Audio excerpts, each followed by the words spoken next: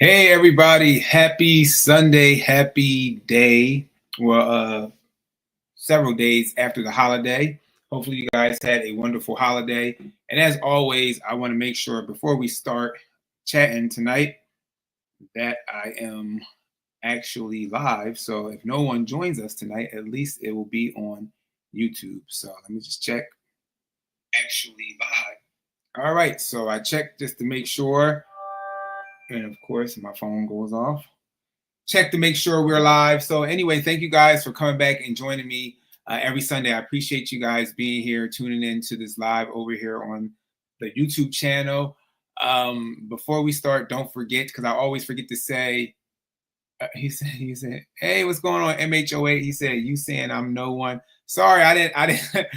I was just trying to make sure, I was like, just in case, because I know sometimes people get busy, so people are like, okay, and they might end up forgetting to come and join us over here to have conversation. But I appreciate you joining as usual.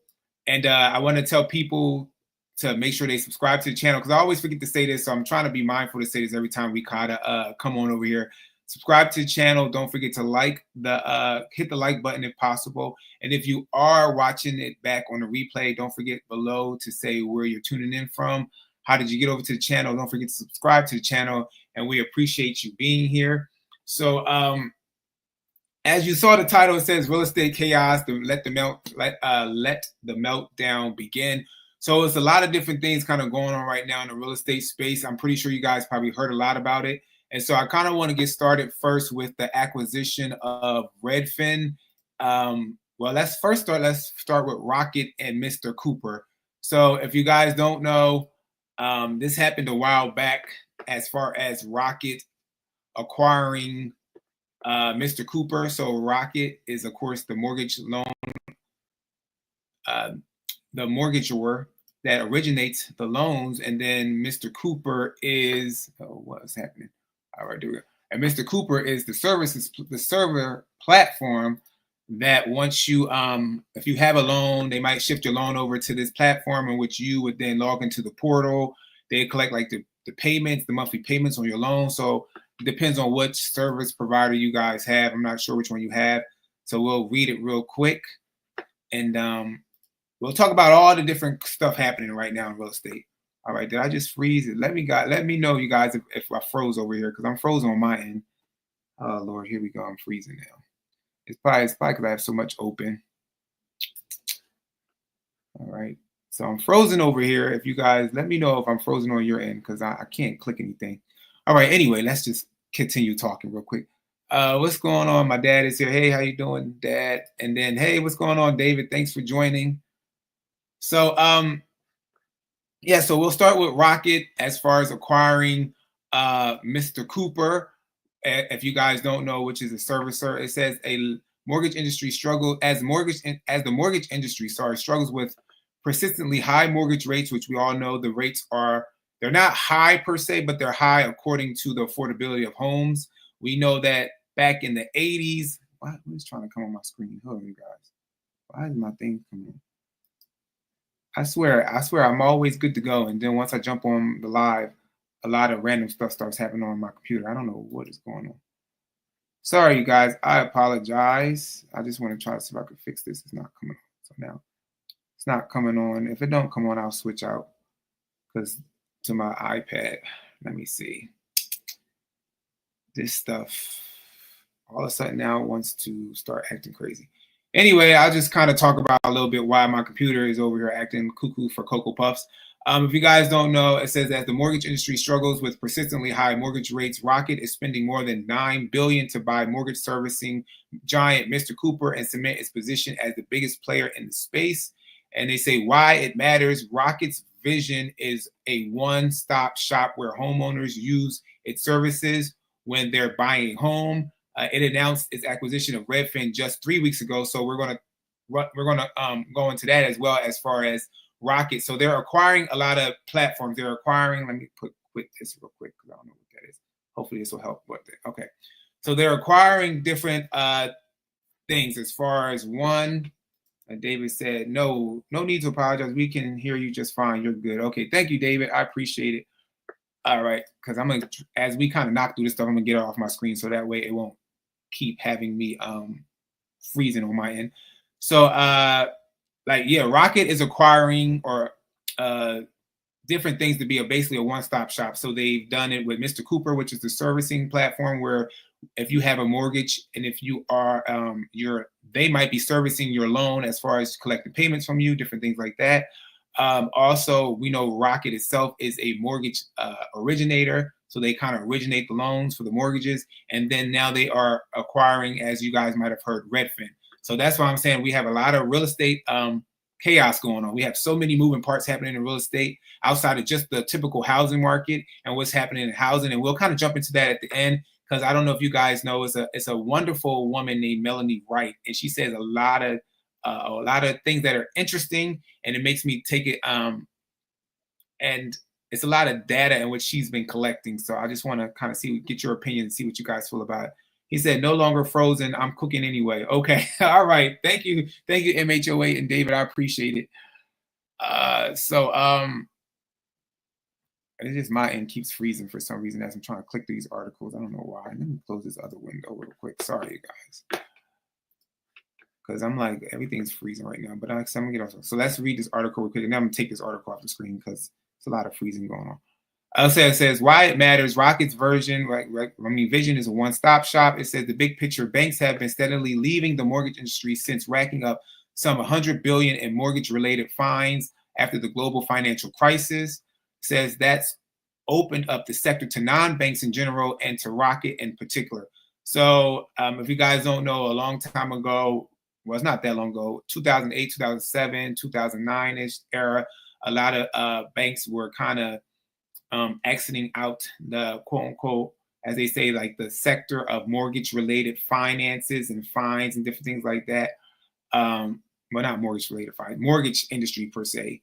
And a lot of non-banks got into the field as far as lending money and things to homeowners or home buyers, I should say. How it works: the mortgage servicing business has historically been a boring backwater of the industry with thin margins and complex valuation formulas. Increasingly, however, non-bank servicers like Rocket are trying to take advantage of the fact that they deal with their consumers every month. The goal is to maximize the so-called recapture rate, that the chance that an existing customer will choose the same company for their next loan. It says, by the numbers, Rocket's recapture rate is of 83%, reflects its perennial status atop J.D. Power's list of most admired mortgage servicers. Mr. Cooper's recapture rate is also high at 50%, but could rise further if married to Rocket's bigger and more sophisticated suite of mortgage products. And so it keeps going on about that as far as them coming together. And we'll kind of just get out of this, so that wasn't much. So that is telling you a little bit about that. And now let's head over to, hopefully I'm not going too fast for you guys. I'm sorry. David said, probably a smart move because business-wise to acquire these times when mortgages and sales are desperate. I am not sure I am a fan of one company has so much control. And so that's what I was kind of wanted to kind of touch on tonight to see how you guys felt about that. So I know with our brokerage down here, the brokerage that I'm a part of, we have several like affiliates inside of our brokerage, right?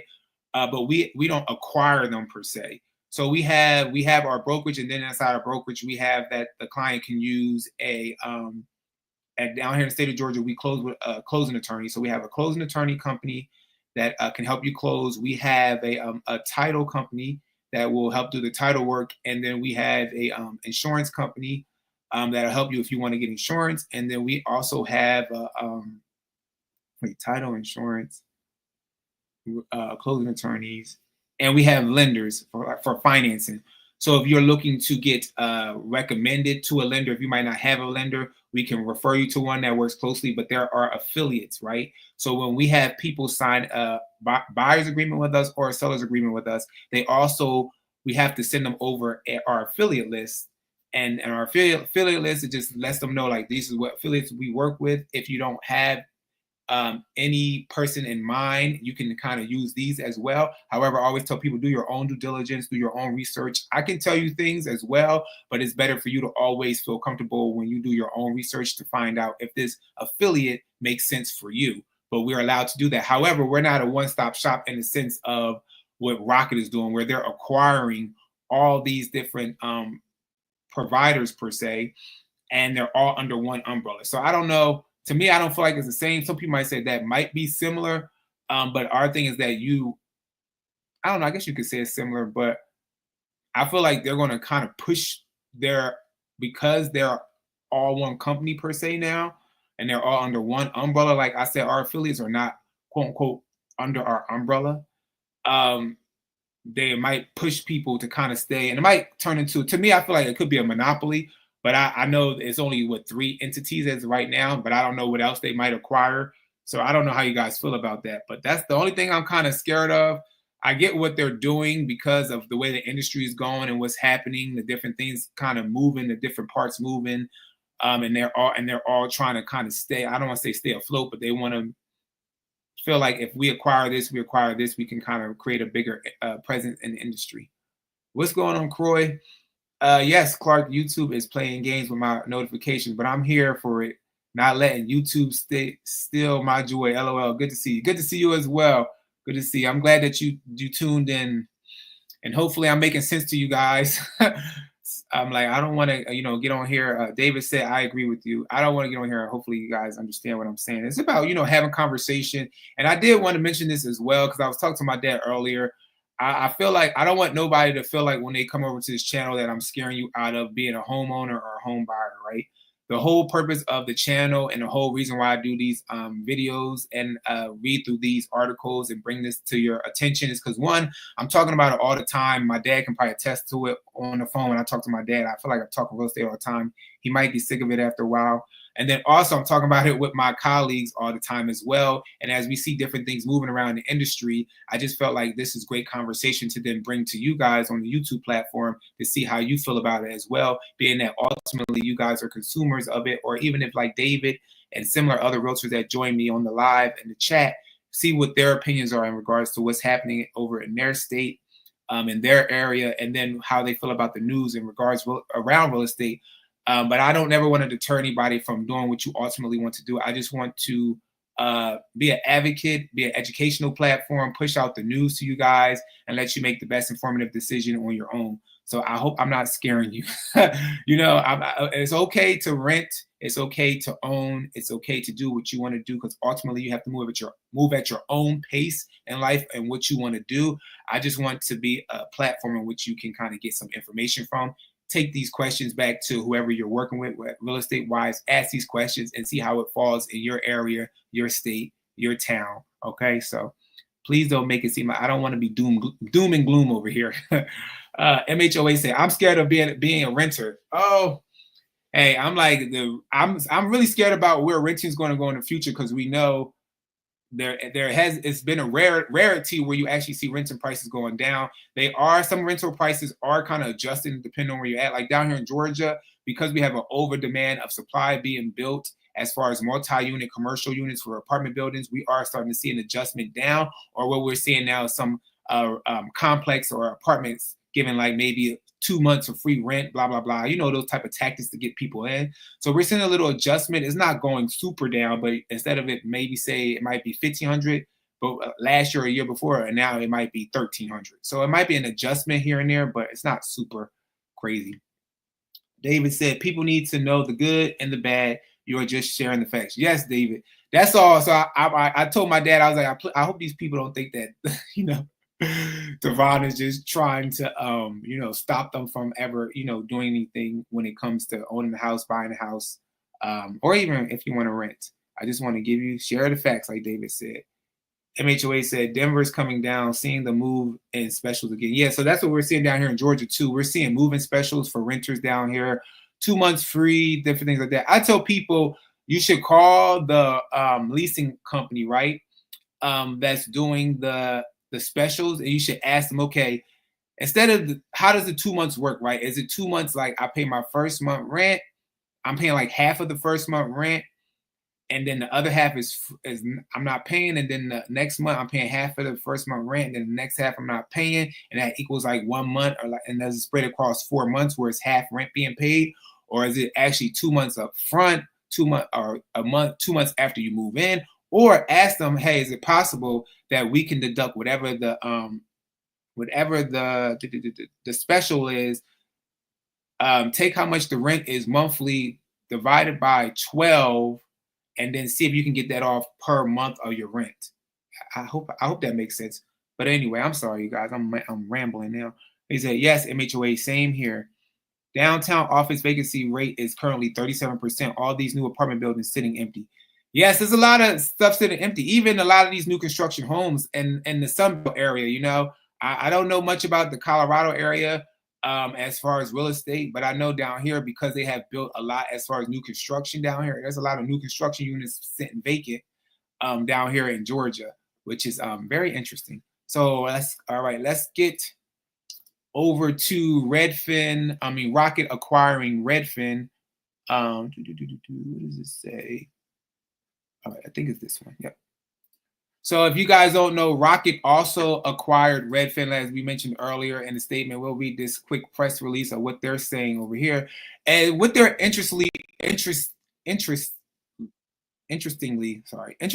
doing in regards to the acquisition of it, and as far as working with a Redfin realtor. So if you guys know, in the real estate market, we have certain platforms like Redfin, Zillow, things like that, where you can get on there, you can search for houses. All these houses are being third-party sourced through our IDX platforms in regards to technology, from our MLS platform onto Zillow. And we know Zillow owns Trulia, so then it goes into Trulia. It goes to Redfin, and then of course it also might outsource onto regular real estate platforms of different companies that might outsource that data as well. And so it kind of gets spread all through, of course, Google, any type of algorithm.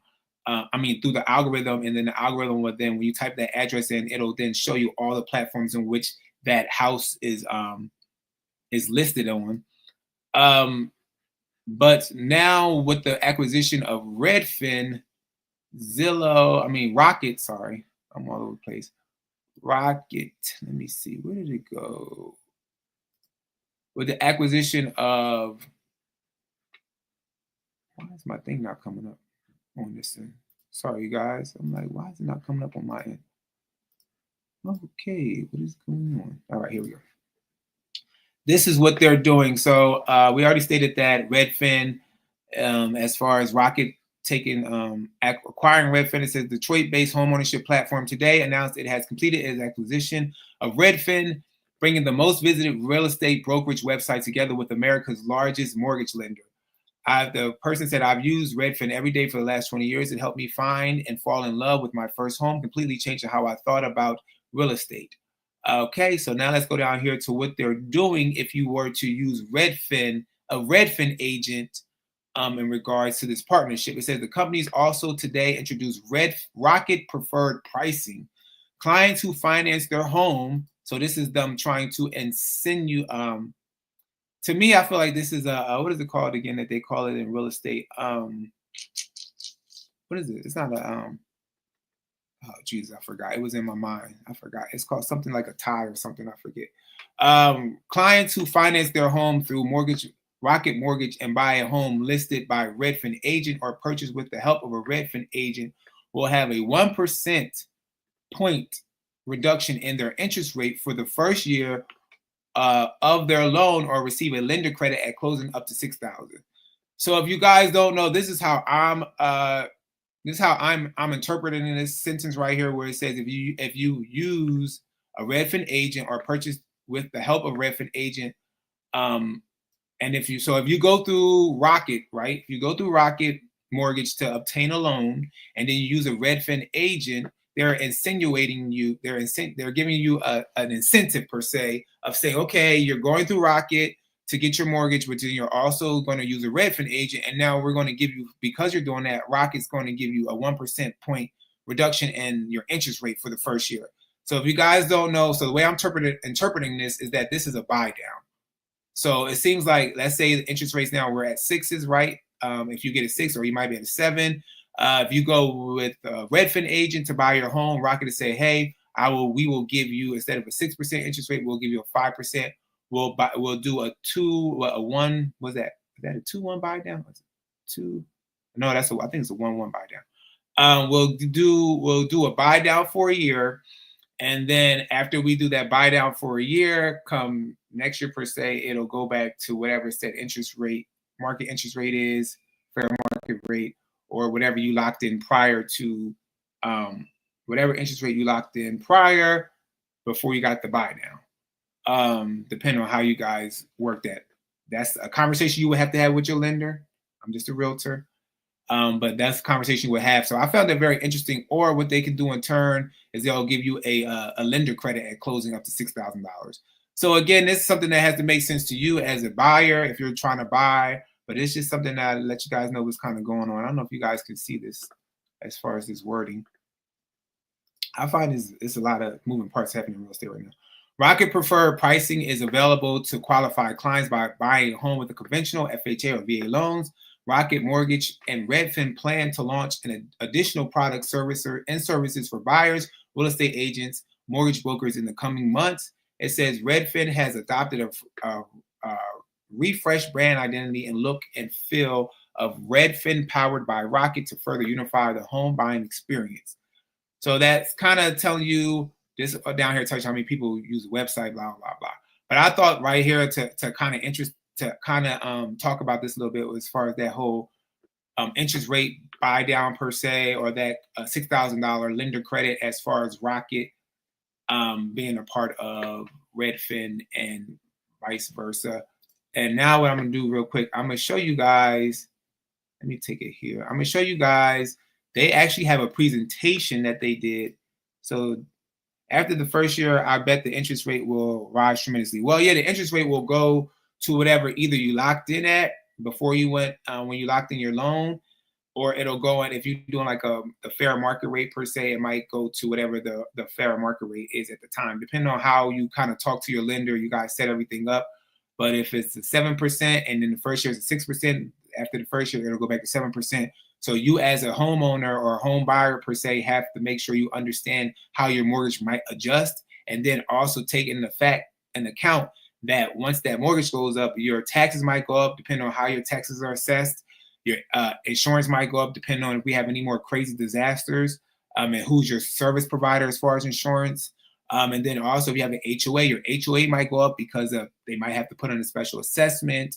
Inflation is happening, so they have to raise the prices because the pool guy might cost more money, the garden guy, the lawn care guy might cost more money. So they have to move stuff around. You might have people in your HOA that's not paying their monthly HOA dues. So they have so many factors that can hit outside of just your interest rate movement. So I always tell people, just be mindful, whatever you're doing when it comes to the buy downs. It's always great if you can get a buy down with a 30-year fixed. So if you go to a new construction development, they say, hey, we're offering a 3.99 interest rate, ask them the question, is this a buy down or is this a 30-year fixed rate buy down? So be sure you understand your interest rate. All right, you guys, because we already know property taxes are going to move. The biggest factor of property taxes, I keep telling everybody, if you guys don't know, the biggest factor in your property taxes is your school districts. I think you guys need to be very mindful to be more involved in the school system and understanding the taxes as far as how do you allocate or how do you kind of cap that tax somewhere with the school districts. Because I'm going to tell you this, I used to work in education and they don't pay teachers like that. I don't know where this money is going to. Teachers always had to get their own supplies. And if we did get money, sometimes I love the principals, but sometimes these principals were stealing money. Sometimes they was withholding supplies. I've seen it from my own eyes. I've seen a couple of principals, run out of school real quick because they was doing wrong. And so anyway, I don't want to go on a tangent, but I just want people to be very mindful of everything when it comes to what's happening. But I feel like we really need to kind of be sitting down, going more to the school board education meetings and understanding where our money is going to, because that's the biggest thing when it comes to our taxes is the school district. So that's the people we got to really hit. I feel like we kind of are shifting we're kind of shifting I don't want to say, I don't want to say craziness, but we're kind of shifting our focus per se over in the wrong area, and when we really need to be shifting it to the things that matter to kind of bring down certain things. But hey, what's going on, Lang? Thanks for joining. What's going on? How you doing, Rhonda Barlow? First time seeing you on here. I appreciate you joining. I truly appreciate you, Rhonda. David said, excellent point.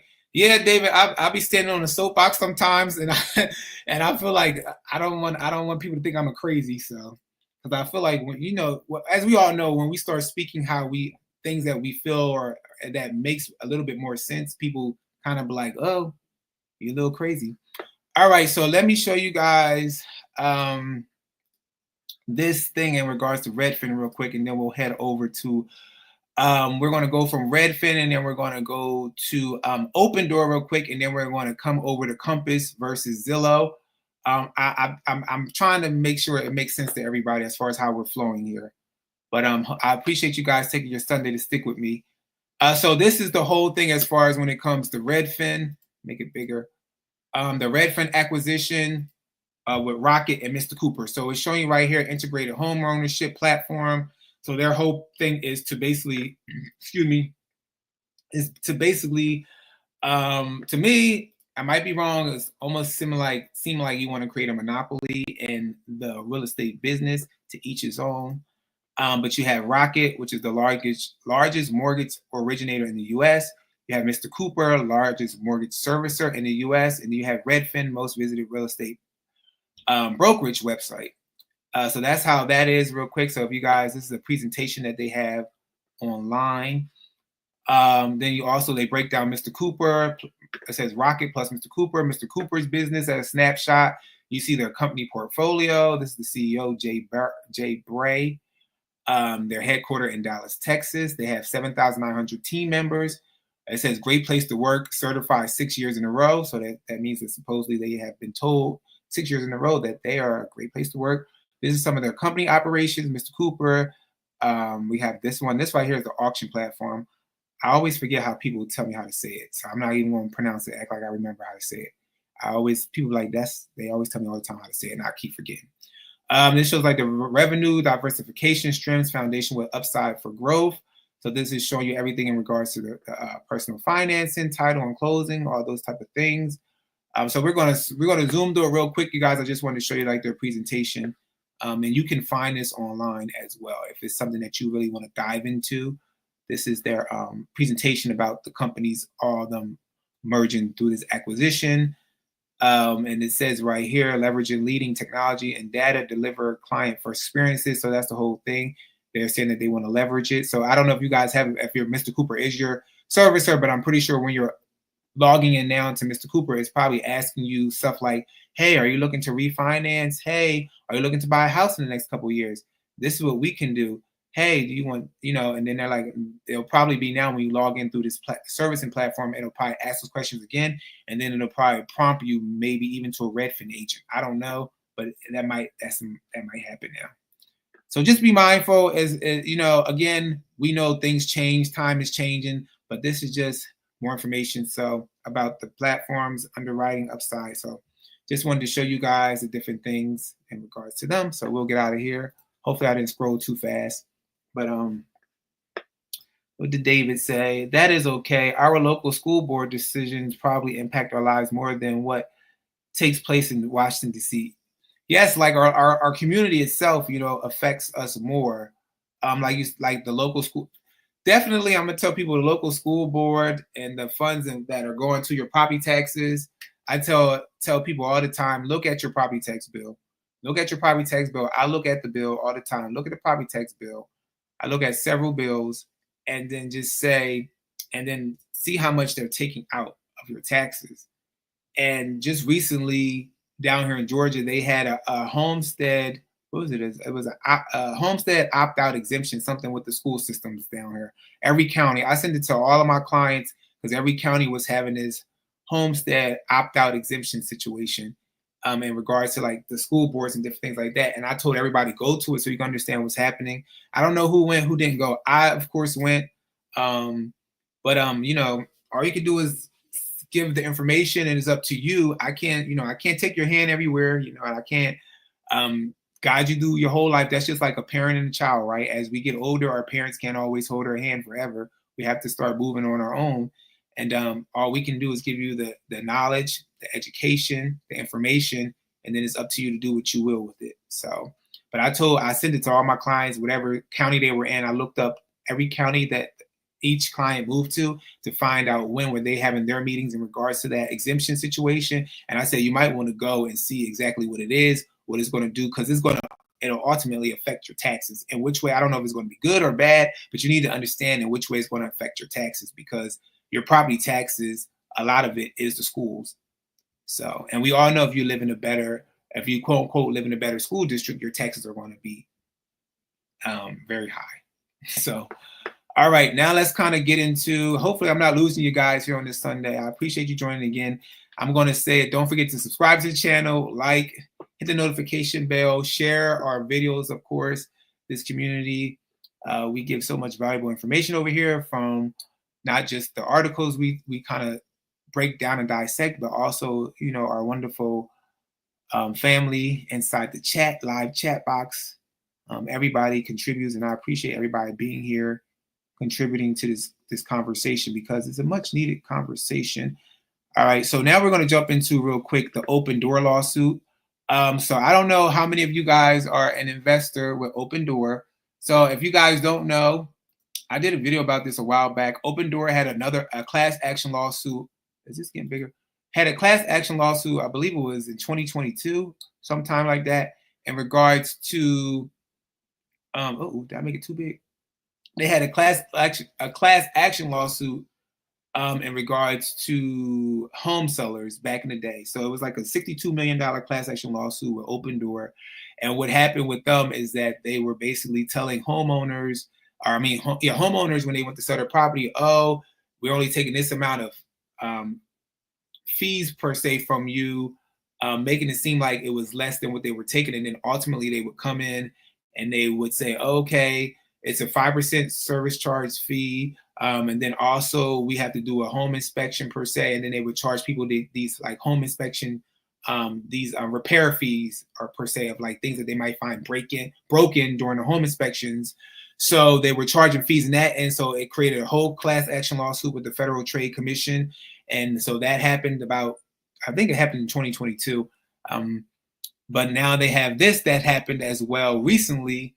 And so Open Door has a lawsuit against investors. So if you are an investor of Open Door, so if you invest any money to not a real estate investor with like your houses per se, but actually invested into Open Door, they have a lawsuit for investors. So it says online residential real estate platform Open Door has agreed to pay $39 million to resolve a securities lawsuit accusing it of duping investors about the capabilities of the proprietary pricing technology it uses to buy and sell homes. Says lawyers representing Open Door investors filed the preliminary settlement on Friday in the federal court in Arizona. It says the deal requires approval by the U.S. District Judge Michael Lombardi. Let's kind of talk about this lawsuit real quick. So like I said, you guys, we're going to kind of be dipping and dabbling all over the place, but we'll make a line that'll lead back into everything. So this is talking about when it was the whole thing about Open Door being discussed, as far as what they were created, talking about where they're at as far as that.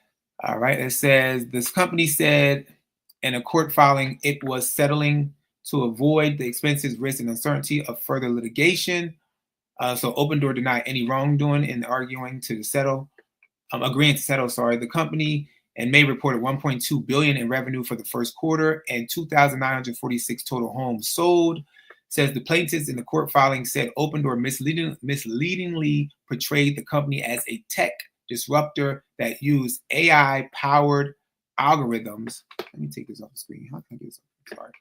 Algorithms to buy and sell homes more profitably and efficiently than other traditional real estate companies.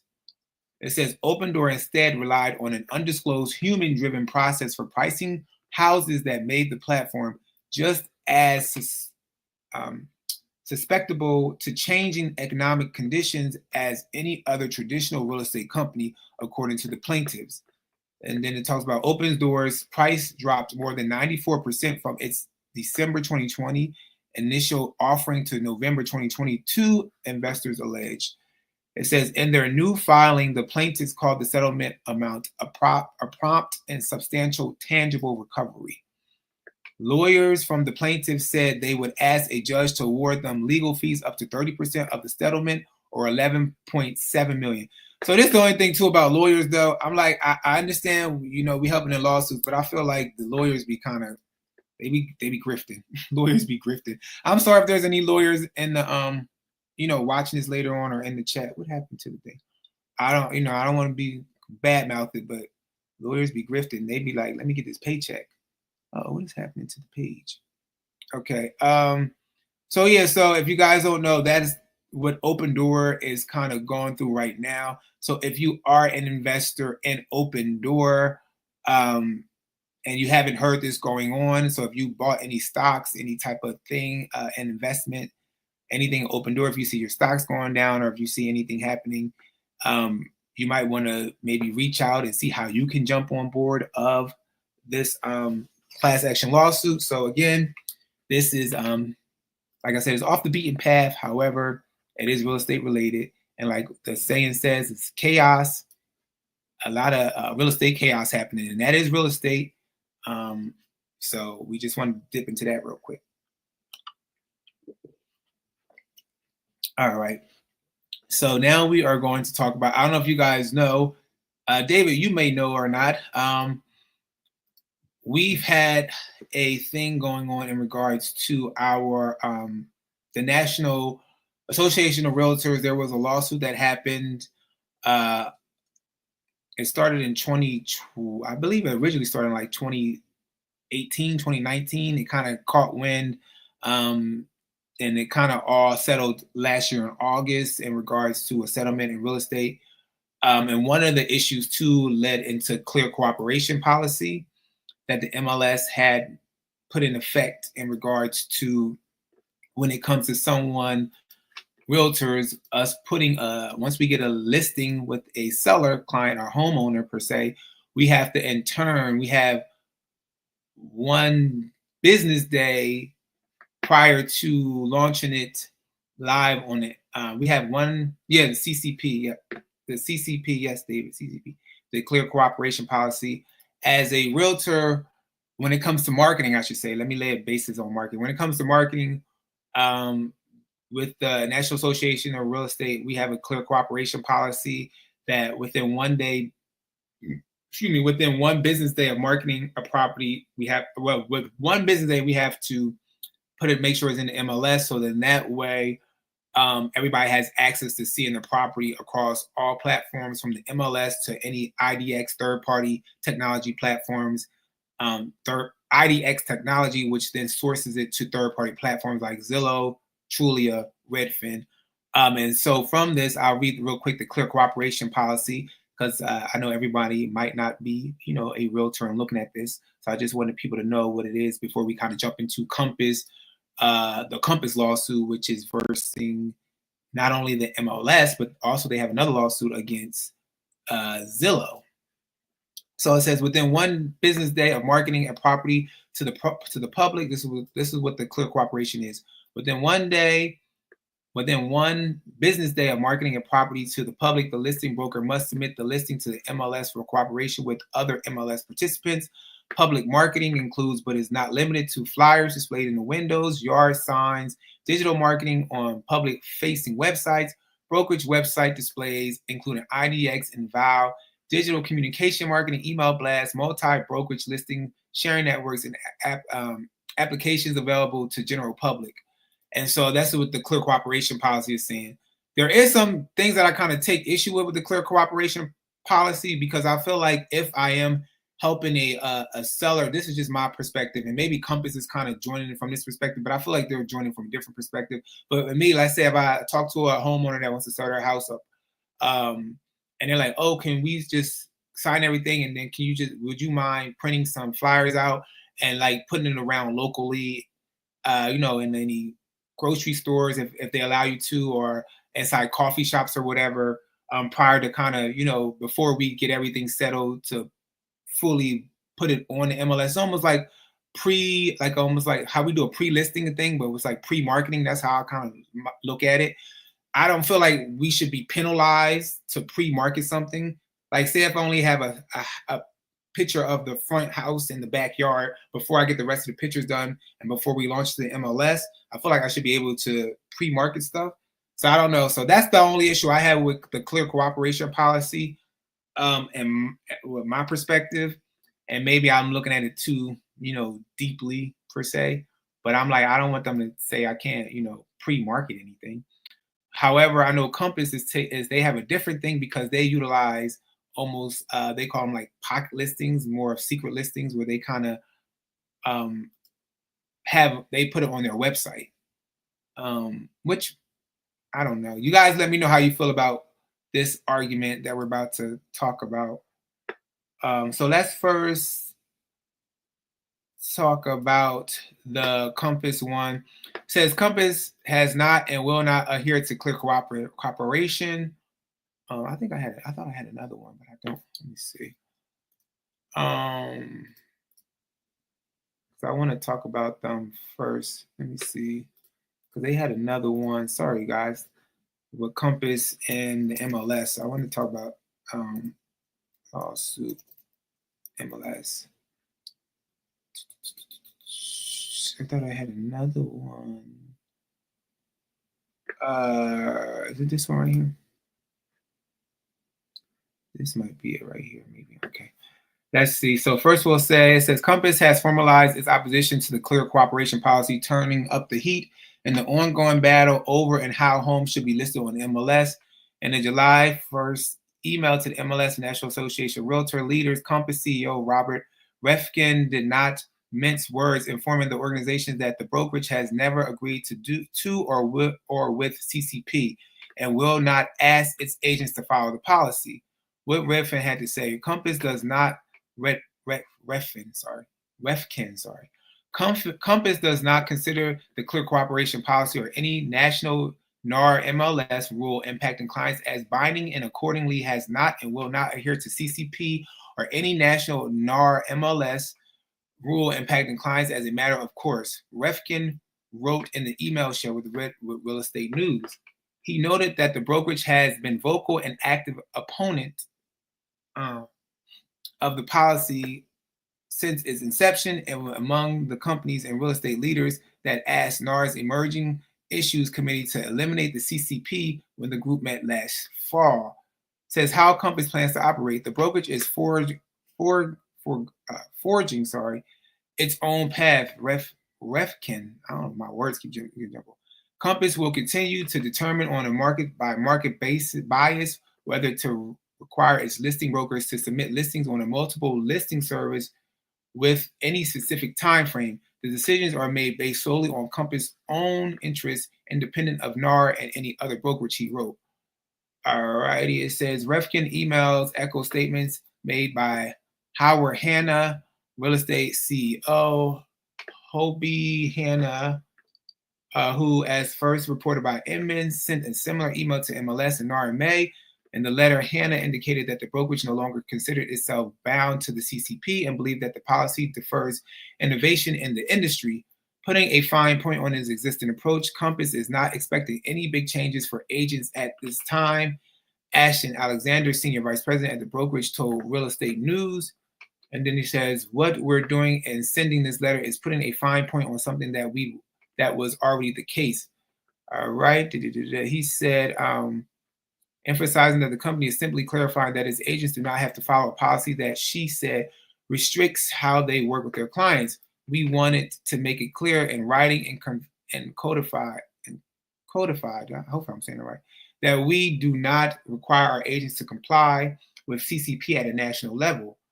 It says the letter comes at a time the CCP is under attack on several fronts. On July 1st, the PLS.com, a pocket listing service co-founded by the agency, which is Mauricio, we opened a federal antitrust lawsuit against NAR, alleging that the Trade Association policy is anti-competitive and forced the company out of the marketplace.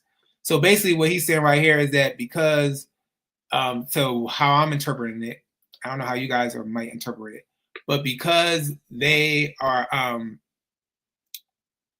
because he has a website called the Pocket Listing Service, Mauricio, and he's saying that it doesn't allow, outside of him doing the pocket listings per se, and if he wants to go and then take those listings, this is how I'm interpreting it, I could be wrong. If he wants to go take those listings after maybe not seeing anything, them doing it that way as far as the pocket listing, and kind of move it over to put it in the MLS to get more exposure per se, it seems like there's a way in which, due to the certain policy that's in place, it's kind of forcing him not to get the exposure that he could necessarily get, because it's saying like, because you're a pocket listing, you can't then come over to the MLS, in regards to how Zillow's doing it now, and how the MLS has that clear cooperation policy where everything within the business day has to be in the MLS for all the information to be accessible by all the different agencies. Hey, what's going on, Donna? Thanks for joining. Hopefully I'm making sense, you guys. This is a lot of real estate stuff going on, so that's why we kind of have this chaos in real estate. But please stick around to the end, because it's a young lady that goes by Melanie Wright, and she had an interesting conversation recently on the podcast, and I'm going to bring the podcast up, see how you guys feel. Corey West said, I agree with you. Pre-listing has its advantage in that perhaps someone at Starbucks familiar with the area could be the right buyer, saving you time from listing with Emma. Exactly. So that's how I kind of look at it, Troy, where it does. And I see both sides, right? I look at it, it's great to pre-list something. It's great to pre-market something, because just in typical things, just in marketing in general, right? When someone's marketing a concert, or when someone, let's say even people nowadays, when they do the GoFundMes, the Kickstarters or whatever, right? You have to market it ahead of time before it launches in those systems, right? So you can get enough eyes on it. You can get enough, enough oomph behind it. I'm trying to say it, but I forget what I'm trying to say. But basically enough kind of moving wheels behind it. So then when it actually launches per se, you'll have enough people so interested in it that it'll start to, you'll get hopefully sales. You'll get people, buying it and a big interest, right? That's what we do. And that's what marketing is, period. So that's the only thing I have when it comes to the CCP, the clear cooperation policy, is that the effective marketing, because I feel like you can get ahead of the marketing, which a lot of people do in marketing, right? They, whether you're selling a book, they do pre-orders, all this stuff, right? Before the stuff launches. And then when it launches, it goes out to the world. Everybody can see it per se. And then everybody can then start being able to purchase that product. I understand what they mean. So in regards to why the MLS wants it to be the CCP, on that sense of making sure it's fair competition for everybody in regards to everyone can see the listing. So I understand that. But I'm saying, how do we effectively do like a pre-marketing prior to it hitting the MLS, and still giving a fair, competitive market where everybody can still engage in said properties or houses. And this is just my thinking, you guys. And then also when it comes to, I can understand them too, in the sense of, if it is on like these websites, let's say Compass and things like that, and if there are quote unquote pocket listings, then it could possibly lead to one agency kind of taking both sides, as far as when it comes to the compensation, where they could take the listing side and the buyer side. So they're saying that it should be fair that if you're a Compass agency and let's say Keller Williams agent comes, they should be able to be in fair competition, where they can where that compensation could be split, and it's not going to one brokerage where it might be a sense of fixing. So I can understand both sides of it, but I do need them to ease up a little bit on that CCP, where it's effectively where we can market effectively. And I also understand of not keeping it kind of with one brokerage per se. So let's see. So then it says right here, it says Compass has also been actively pushing against rules prohibiting private listings and pre-marketing homes. And see, this is where my problem is, the pre-marketing homes. And that's what I was stating, Croy, as far as like how can we effectively pre-market a home if we gotta, once we sign with a seller to help them start a house, we have to then within one day put it in the MLS. Don't get me wrong. Yes, it gives them exposure to several, platforms. It puts them in front of every realtor out there who might have a client looking per se. But then also it's like, well, Dad, can I do some pre-marketing? But that might just be me. I'll be being extra sometimes. But I'm just like, I just look at it, like I said, in the sense of every other business pre-markets something before it becomes available. And yes, we can do in our MLS, we can put like a coming soon per se in there. But again, with the coming soon, coming soon, well, down here in Georgia per se, I don't know how it works in different states, but we're not allowed, when we do the coming soon, we're not supposed to have people come in and look at the properties. With the coming soon, it's just there to so that us as realtors, when we look in the MLS, we can send it to our client and say, hey, this is something in your area is coming soon. So I guess that's a form of quote unquote pre-marketing, you can say. But yeah, I don't know. I have my thoughts. I don't know how you guys feel. Let me know. I don't want to go on a tangent. It says, recently taking its fight to the courts. Earlier this year, the brokerage filed separate lawsuits against Zillow and the Northwest MLS listing service alleging anti-competitive policies. So they have now they have Compass has a lawsuit against the MLS and also Zillow. The MLS in the sense of the clear cooperation policy, and then Zillow in the sense of Zillow is basically doing the same thing the MLS is doing, where they're going to make it too, where you have to put the listing has to be on their website per se. David said, I can eventually see a fair housing lawsuit out of Compass exclusive listings program. I can see that too, David. It's a lot going on. And like, I know some people might be joining us tonight, like, might have wanted to know a little bit more about the housing market, but we do talk real estate over here, and this is real estate per se. And so this is just a different angle of real estate, but it's a lot of moving parts going on. There's a lot of stuff, and this ultimately how things pan out will continuously affect the way in which we do real estate in the United States. We've had several lawsuits happen. We have several situations happening, and it eventually will affect everything, But I agree, David. All I see is just a bunch of lawsuits keep coming. They just keep coming. If you guys don't know, in real estate, we've continuously always been under attack with the DOJ almost every couple years. So it's crazy, but needless to say, I was going to talk about the Compass and Zillow situation, but it's a similar situation, so I don't want to harp on it. But they're in a lawsuit in regards to the MLS, the Zillow, in regards to that whole marketing within the 24 hours, within the one day, putting it on those platforms. He said, good time to be an attorney. Yeah, it definitely is a good time. And as you can see, these attorneys make out with so much money because these lawsuits are millions or billions of dollars, and they always get a third, like 1/3 of what, when they go to the courts and they file these suits and they do these, I don't want to say law, and they do these, dang, why I can't think tonight. And they do these cases, it is definitely a good time to be a lawyer. I'm like, sometimes I'm like, do I need to go back to school for law? But that's not how I'm wired. So, but anyway, we'll touch on like what anti-laws are. And right here, this is anti-laws, also known as competition laws, are designed to promote fair competition in the marketplace by regulating competitive practices. They aim to prevent monopolies, price fixing, and other behaviors that can harm consumers and stifle innovation. So this is why it's kind of Compass is suing the MLS and Zillow, and because they feel like they're not allowed to have a place to promote. They're not allowed. They feel like they want everybody to kind of conform. This is how I'm interpreting it. I could be wrong. I feel like they want everybody to kind of conform under one situation without allowing people to have a way in which they kind of do their own practices.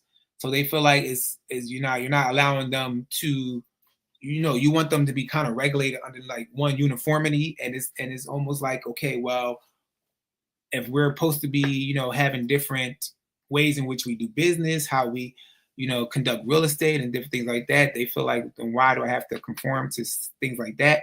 And again, it's just how I'm interpreting it. I could be wrong, so let me know. Whether you're watching it back in the comments or you're watching it on the live, let me know how you interpret it. But then I also understand, like I said, from the other point of view, where the MLS and maybe Zillow feels like you could possibly price fix too, in the sense of if one brokerage is doing the buying and the selling, they can then kind of fix their price when it comes to compensation. So it's a back and forth battle, and how things are kind of interpreted in law per se with the different context. So now we're gonna go real quick over to this daggone big beautiful bill with the Trump administration real quick, you guys. Lord, we all, like I told you, we're gonna be all over the place with real estate tonight. So this is the chaos is definitely going on in real estate. And we already know in regards to how the market is going, the unaffordability of homes and different things like that. But now that we're just getting into like the little nuances, the nitty gritty of different spaces when it comes to real estate, from the lawsuits happening to this big beautiful bill happening. Yeah. So it says some homeowners could see tax breaks if Trump's bills pass. So if you're rich, if you're a wealthy homeowner, you will see according to this bill, you're supposed to see a nice tax break when it comes to your property taxes. So I'm not a rich person. Hopefully one day God will make us all rich on this stream tonight. But let's see. It says states with the highest share of properties taxed at least 10,000 K. It shows you all the states from number 1 being New Jersey, New York, Connecticut, California, Massachusetts, New Hampshire, DC. So these are the top 20 states. Most of them are in the Northeast. And if not, of course you have California, right? California is in the West. But most of these states are in the Northeast where they have kind of those higher taxes. It says real estate brokers. So they're going to break this down for us. So you guys let me know your thoughts. It says real estate brokers are cheering a provision in President Trump's big, beautiful bill. It says why it matters, explaining the state and local tax, which is the SALT deduction, could be boom for home buyers in expensive areas where taxes run high. How it works, the latest version of the legislation proposes to rise deduction cap from its $10,000 a year limit to $40,000 for 5 years. So if you guys don't know what the SALT is basically a tax that is typically, it kind of refers to the state and local tax and a deduction in the context of like the U.S. federal income tax, right? The SALT tax itself is, when it comes to deduction, is like U.S. taxpayers like who itemize on their federal tax returns can deduct like certain state and local taxes paid from their federal taxable income. And it covers taxes that might include like the state and local property taxes, either the state and local income taxes or state and local general sales taxes. So it kind of does a lot of things in regards to that. And there was a cap at one time where it was like the $10,000 cap in regards to like to reduce the number of taxpayers who claim on the SALT tax per se. And it kind of was hurting some homeowners who felt like they were in states where they had very expensive property taxes, or they made a lot of money per se, and they're like, okay, this is not fair to us because we feel like we pay the most in taxes. You know, when are we going to get our due say per se in regards to deductions or things like that? This is how, and again, this is how I'm interpreting it. I'm not a lawyer, you guys. I'm a real estate agent. So please ask these questions to a lawyer. But we're just having a conversation here, you know, kitchen table talk in regards to real estate. But you should always ask questions, and always, you know, when it comes to anything legal, finances, in regards to like loans and different things like that, like I have conversation about these things, but we always want to consult back to our professional in that particular field, right? So it says how it works. We kind of read that already. It says homeowners with relatively high incomes and steep property taxes especially stand to save. It says catch up quick, sorry. A group of Republican lawmakers from blue states within high taxes led this charge. Before 2017, when Trump signed his first term taxes into law, people could deduct all state and local taxes from their federal bills. The big picture, the property taxes have soared nationwide in recent years, which we all know. We've had a lot of conversation about property taxes soaring, whether you be in middle class, you know, lower as far as just getting by, trying to make it, but you have a home that you might have bought in the 70s, and and maybe you're just at a blue collar type of job per se, working day to day as most of us as Americans are, working day to day, loving our country, trying to do the best we can for our country, sustain our family, our lives, and have that dream of buying a house. They bought the house. I'm not gonna say we because I wasn't born. Maybe in the 70s or 60s, you bought a house for $40,000, and now as years have gone on, hopefully in your state you're allowed to get certain exemptions, which can hopefully freeze or lower some of those taxes. But if you can't, maybe those taxes are starting to rise astronomically because the home prices have gone up, and due to your assessments being taken into effect, as in turn is rising your property taxes, or due to your school district might go from one level per se, maybe rated a C, and then all of a sudden it's rated an A. So you're seeing that effect happen. Hey, what's going on, Eddie? Thanks for joining. Say, hey, Clark, hope all's well. Yes. I was trying to get on to your guys' live stream today, but I had a lot going on. But I appreciate you coming on here, joining us. Yeah, I had a lot going on. I'm trying to work with a seller right now, so we've been having conversations and trying to figure stuff out. So due to circumstances with the homeowner. But thank you for joining. I appreciate it. Tell Christina I said hi. He said, glad I could join today. Yes, I appreciate it. We're just over here having kitchen table talk in regards to all the real estate chaos going on.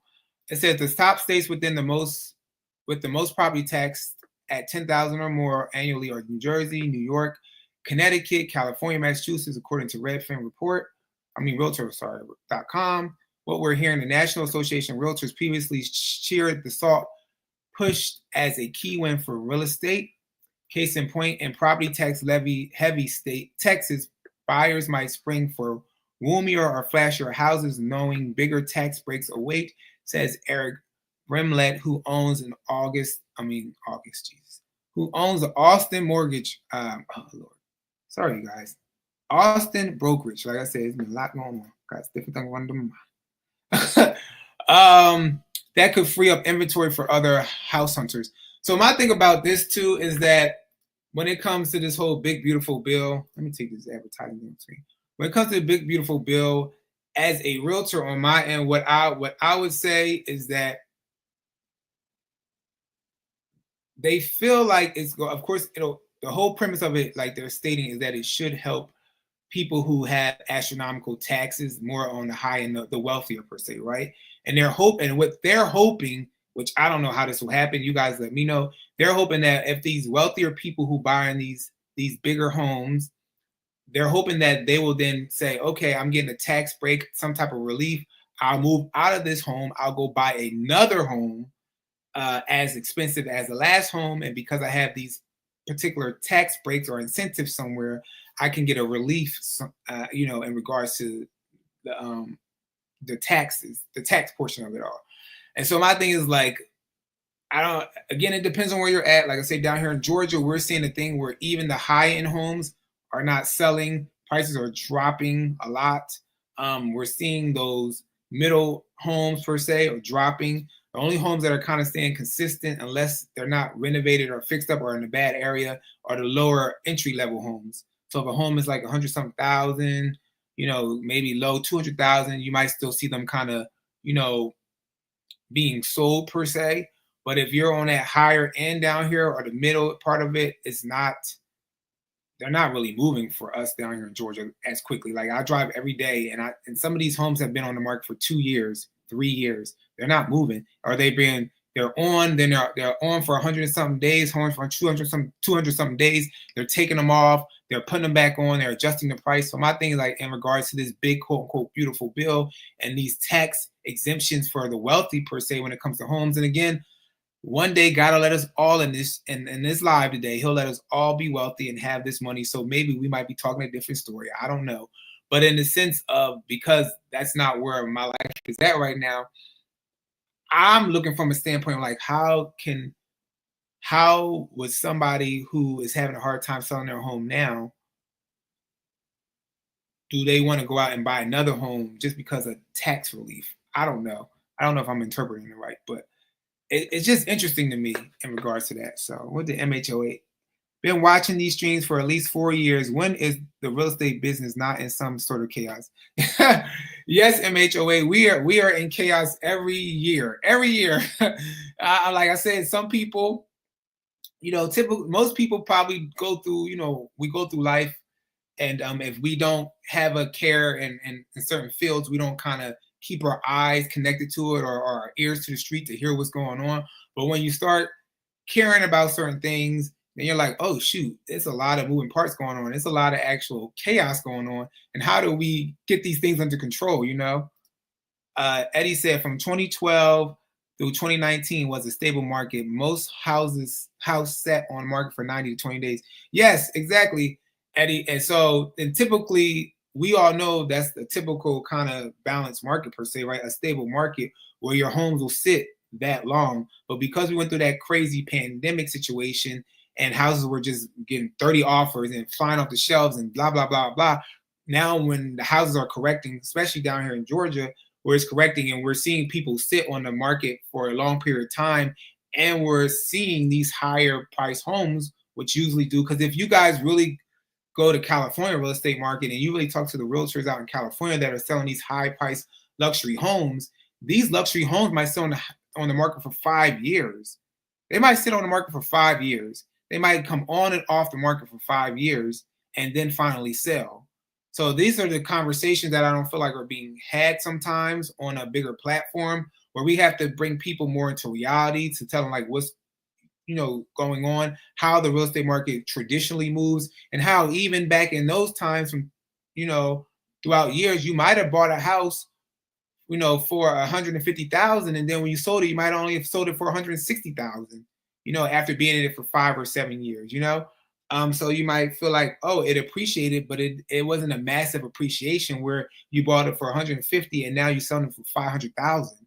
Like this is the I guess reprogramming that we have to kind of get our minds back into, because I think because of how things have shifted and what's going on, and now we have so many moving parts, we have so many different things happening, it's kind of hard we got to reframe our minds and get back into how things actually move. But I think it's going to be a little difficult too as we go through generations. Now we're in this millennial generation, which typically should be buying homes. Some people are buying homes, some people aren't because they can't afford it. We have Gen Zers, some of them are buying homes, some of them can't afford it. And we have a lot of people shifting to like multi-generational living, going back home with their parents, getting roommates, finding different ways to buy housing, whether it be with sister and brother, best friends, maybe boyfriend and girlfriend. They're not married. So it's so many things happening now that's why I say it's a lot of kind of moving parts happening in regards to real estate. So we just have to kind of just be, understand what's going on. So so this is about the salt tax. It says sky high housing costs are making it hard for many home buyers, which we already talked about, to find a place that they can afford. Economic uncertainty is also sidelining some shoppers. We know that people are on the sidelines because of the economic uncertainty. We have so many things going on. We're like, oh no, could it be a possibility of a war? We don't know. Could it be a possibility of what's happening with the tariffs? They keep getting shifted back. So everybody has so many moving parts. Again, we can't predict what's going to happen in life, regardless of what's happening. So we have to, again, the whole thing is that you have to make sure when you're ready that you're ready, right? These videos, these conversations, again, is just to spill out information, education, give you the facts like David said earlier. But at the end of the day, you make your own informative decisions and don't hold yourself back from what you ultimately want to do. But we just kind of want to just, say what's going on. So that's a little bit about this big, beautiful bill. It's interesting. I don't know what you guys feel about it. Of course, it's more in regards to real estate around it. But if I was to break it all down and we had this conversation, we'd probably be on here for like 3 to 4 hours, because, the bill itself is 1,000 pages, even though it doesn't all, talk about real estate per se. But if you start reading into different sectors of it, you'll be like, this can kind of be an analogy or correspond to such. So, all right. And so this is the last conversation I kind of wanted to have tonight. So I don't know if you guys, David or Eddie, if you guys are still here. I don't know if you guys have ever heard of what's her name, Melanie Wright. She's very interesting in regards to the conversation that she has in regard when it comes to our housing market. And she is in finance. She does a lot of data. She was recently on a podcast called the Future Edge Podcast, Finance Unfiltered, with Jim, I don't know how to say his last name, Lorio and Bob Lacino. They have a podcast, very interesting. I check it out every now and then. They had Melanie Wright on here. Very, very smart woman, wonderful in regards to her conversation and the points that she kind of picks up on in regards to real estate and mortgage field, different things like that. And it's always great to hear different sides, get different information. And of course, you always want to go back and kind of do your own. Thank you, Eddie. He said, make sure to smash the like button. Yes, please, you guys, smash the like button. Don't forget to hit the subscription button as well and hit the notification bell to know when we're going live over here. And I appreciate everybody for jumping on here tonight. But yeah, so let's talk. So she's talking about in regards to inventory. So she is saying that we actually have an oversupply of inventory and how we're kind of being duped in regards to what people are saying when it comes to housing market. So let's check her out. So let me ask you a question, and I know I'm talking a lot, but what do you think the average household size is right now? What do you mean in terms of people, earnings? What? People. Average household people. I'm going to say between 3.5 and 4.5. 3. It's 2.55, guys. Ooh. So Okay. do you think we have a housing shortage? No. Yeah. We have 15 million vacant homes. We have 3.3 million vacant seasonal homes. What we've done is really try to get every Tom, Dick, and Harry either into a home or get them another home because, you know, our Gen Zers, our millennials, our younger millennials, they can't afford anything. And so what's actually been happening is that average household size has been going down, as have our birth rates. As we know, our demographics are abysmal. And so unless we want everyone to have one house each, we are way oversupplied. So what is then keeping prices elevated? I mean, look, as somebody, I'm older than I look. I get my first mortgage ever was like 4 5/8, and I was dancing in the streets about it. I remember 100%. thinking how great that was. Yes. And now I hear people 20 years younger than me saying, you just can't sustain. It can't sustain with rates where they are. The median home price, according to St. Louis Fed, is now down to about, what does it say here, 416.9, but that's only down from 442. So what is keeping the prices up if we got such an oversupply, in your opinion? Well, I could go into a whole theoretical argument that they're not really up, but in reality, the only people that have been transacting out there recently are the ones that can afford it. So we had the worst existing home sales we've had since 1995, and we've increased population by over 20%. So that's crazy talk. Okay. And why was that? Home prices were too high. Who did transact last year? Our top 20%. You can look in both the new and existing home series and see that the biggest share or the increases were in that 1 million plus. Now, people will argue, well, yeah, of course, homes are more expensive. No, I mean, what's happening is the stock market went up last year. The top 10% got excited. They went out there. Investors thought, okay, it's all going to be okay. So they kept it churning. And so the only houses transacting were those higher price homes. There was hardly any homes on that lower end. And now builders, to your point, Bobby, is that I was about to say, is it Bob or Bobby? But it says Bobby right there on the screen. Yeah, I'm in the South.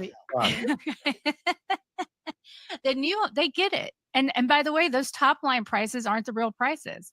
Okay, if there's one.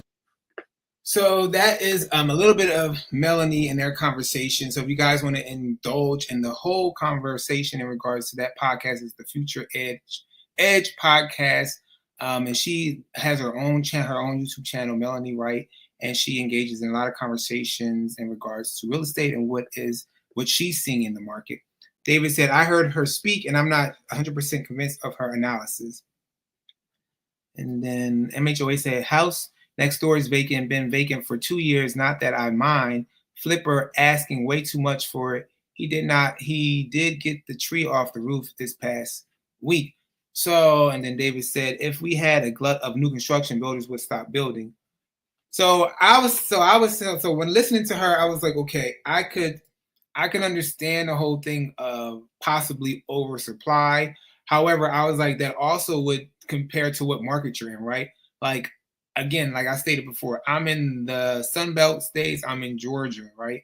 And my market, I feel like there is an oversupply of new construction down here because literally every week I go outside, or I should say every day, really, as I drive around these communities, I see another land, ground being excavated, and they're starting to build. Everybody has turned into, down here in Georgia, turned into an investor, a flipper. They have so many programs now online where you can become a developer or a builder per se, and people are just doing, building stuff and having the builders or the contractors pulling permits, and they're building whatever per se. But again, this all is subjective depending on what state you're in, right? So let's say in New Jersey per se, there might not be as much building going on. So there might not be an oversupply of housing up there. So I guess it kind of leans to, when it comes to oversupply, what state are you in and what are you seeing? Because it all depends on the state, right? Like I say in Georgia, I feel like we do have an oversupply. Even when I look at the numbers in our MLS, depending on what I look at, sometimes you'll see that we're in the buyer's market, and we're like 7 months out, depending on what type of structure you do, right? Not 7 months out. We're like 7 months in the buyer's, let's say 7 months of quote unquote supply. Maybe in condos and then in the townhouse, I think we're like 6 months of supply or something like that. So when you start to lean past about, up to like the 7s, the 8s, the 10s, the 9s, the 10s, we flip to the buyer's market. So we definitely in Georgia, we are turning into a buyer's market. And depending on what area you're in, we are a buyer's market. But I definitely can say that there are a lot of vacant homes around me. There are a lot of vacant, empty homes, in the sense of there are investors, like MHOA said, that an investor, the house next door to you has been vacant. I ride by a lot of vacant homes every day, and then I go and I kind of look them up in the public records, and I see that these are investors who might have bought the homes 3 years ago, 5 years ago, and they're just sitting vacant. They haven't done anything to them. I don't know what their plans are. I don't know if they're just going to sit on them. Are they going to flip them? Not sure.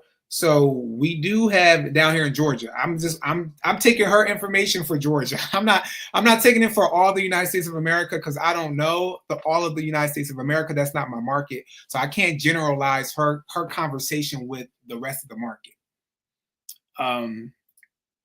David said she has been calling a crash for about 2.5 years. Yeah, I know she's been talking about, the market kind of crashing, shifting, and everything. So all I can say in regards to the market crashing,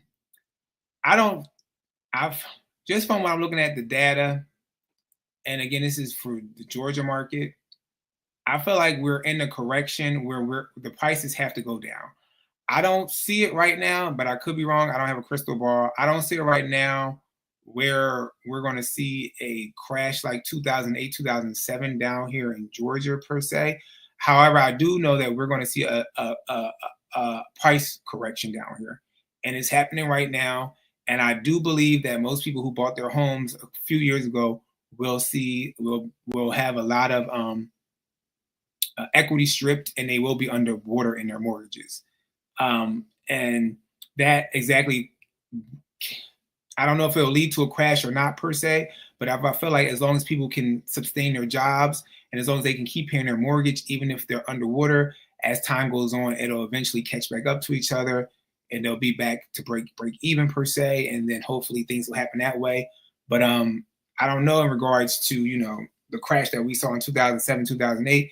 Because it was different, and the way we move now is different. We have like a gig economy market, even though I know that's not going to be able to sustain people for that long, like these gig economy jobs. But it's just so many avenues now which people are making extra income. So I don't know. I don't have a crystal ball to say what's going to happen, but I know there's always, you know, people that are going to, you know, predict a crash. And I feel like we need to kind of say that we are going to have a correction. Well, I'm going to say down here in Georgia, we're seeing a correction. Let me be mindful how I say stuff. Doesn't it take several years to get these projects off the ground? Seems a lot of these plans were made during the vid era. Yeah, so a lot of the plans, as far as when it comes to like the new construction and the things, depend on your state that you're in too, right? Because different states have, it might take longer to get permits, it might take longer to kind of do things with the city and everything like that. So it can take years on end. I know California is a state where they say there's a lot of red tape where it takes them forever to even kind of, you know, do construction or do new things. And I think it was just something that passed where they're going to make it a little bit easier for people to start being able to build more houses in California. But again, talk to a real estate agent in California to kind of get more information around that. But I think they just passed something to kind of speed up that building process. But yeah, a lot of this stuff kind of took place. I could tell you from down here in the pandemic, I feel like most of these properties that are popping up now, as far as new construction, I can tell you that they probably might have, maybe in 2021, some of these builders might have got those bought that land per se, and now all these houses are popping up now. Like they're popping up everywhere. Like we have so many new construction developments down here that I literally every day I get a phone call on my phone, a text on my phone, an email, and since I go to the office every day, there's always a new construction sales associate coming into the office. They're always offering. They're like, oh, please come bring your buyers. We have incentives. We have incentives for the buyers. We have incentives for the agents. We have a buy down for the interest rate. We have closing costs. We're paying possibly for the HOAs and all that stuff. So as I see them kind of coming in more to our office and texting me and calling me every day, like literally, you guys, I'm not kidding. Every day I get it. I don't know about you, David, but every day I get it. and because of that, I'm like, wow, there's a desperation happening right now in Georgia as far as when it comes to these new constructions. And I know that there is, you know, we're seeing the resale sitting longer. And because of the way new construction is happening down here in Georgia, where they're actually cutting their price off the top and still giving incentives, it's messing up the resale market, where the resale market has to adjust. You're going to have to adjust down with prices to make sure you hit the market correctly if you want to get your house sold, because now what's happening is that as a smart buyer, and you should be very smart and savvy of your mortgage and what you're willing to pay, they're sitting down and they're running the numbers and they're saying, hey, I can get the new construction up here, blah, blah, blah. It might cost me with the interest rate, the incentives, all that stuff before, you know, and they're taking the current property tax, not the future property tax, the current property tax.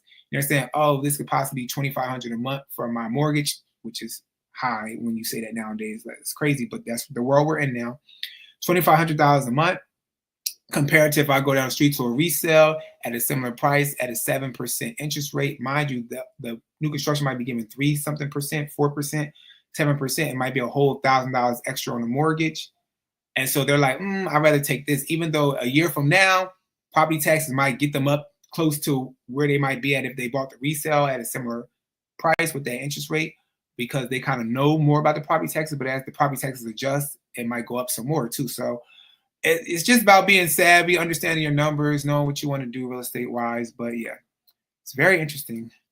David said, will some markets correct? Yes. Clark, you are spot on when you say it is all local. Yes, it's all local. So like I say, I listen to everybody's point of view, everybody's information.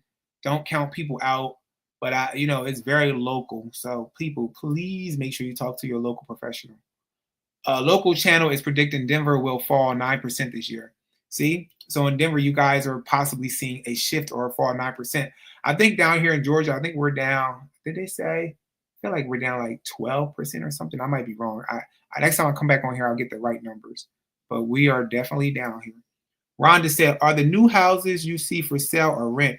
Here they are building houses to rent only. That makes a difference. So yeah, down here in Georgia, we have both. We're having the rental communities being built, and we're having new construction houses being built. So it's so funny on my TikTok page, which kind of went rogue, so I don't really go on there as often.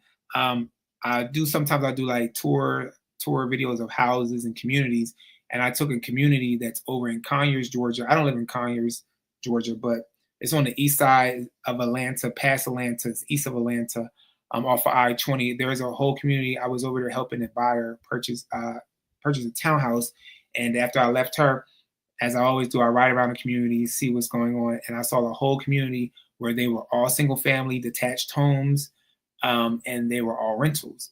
And I put it on my TikTok, and I've got so many people hit me up about them. And I just gave people the information and the address because I was like, I was just doing a tour. But yeah, so we are kind of seeing, we're seeing a mixture of it down here. We're seeing the for sale and the for rent, but it's happening whether it be in Atlanta, the metro Atlanta, outside of the metro or the perimeter of Atlanta.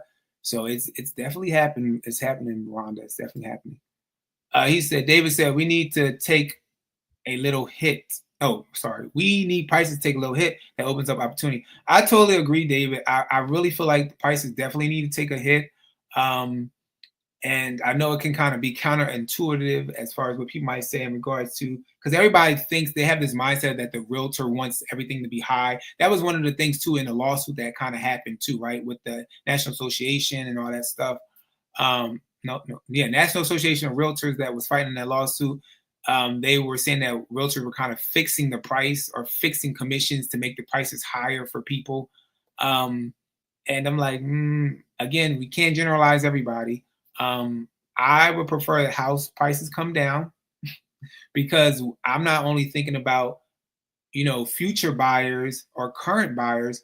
I'm also thinking about even myself in the future. Say if I want to buy, 2 or 3 or 4 homes or something like that, right? So I don't want to pay high prices, So it's like, or if you're an investor, if you're a realtor that invests as well, a small mom and pop investor, we don't have the money that corporations have. So, and if we keep things elevated so high, nobody will be able to afford it besides the rich. So I don't know. Again, it's two sides of every coin. So, but yeah. So I definitely want the prices to come down. MHOA say a bunch of new construction HOAs. Nobody wants to live in HOA. Yes, a lot of the new construction down here in Atlanta as well. All the new construction communities, they all have HOAs. So that's another stab to the chest per se, where it's like, okay, you're entering this new construction community, and now you have this HOA. And some of these new construction communities nowadays don't even give you a lot of amenities for you'd be like, well, why am I paying for this HOA? So Rhonda said, I'm in Savannah, Georgia area, specifically is it Effingham or Effingham? I don't know. Effingham County. Okay. I've never been to Savannah. I need to drive down to Savannah. I've always said I want to go. I think it's about like 5 or some hours from me. So that's interesting. So I don't know what's kind of happening down here. I think everybody's always surprised when it comes to real estate. People, like, again, what Dave was saying, and I always kind of say on the live, so I say it's very local. So I kind of service areas within an hour or hour and a half, no more than 2 hours away from Atlanta, the metro Atlanta area, because I'm in the metro Atlanta area. So I'll probably go as far. I've helped the client as far as Warner Robins. I might kind of go down a little bit into like Perry, and because that's like Macon, Warner Robins, Perry. That might be the furthest I'll go, which is more middle of Georgia. And then I'll go northeast up to like where my mom used to live at one point, which was Commerce, Georgia, prior to if you're going on 85 into South Carolina.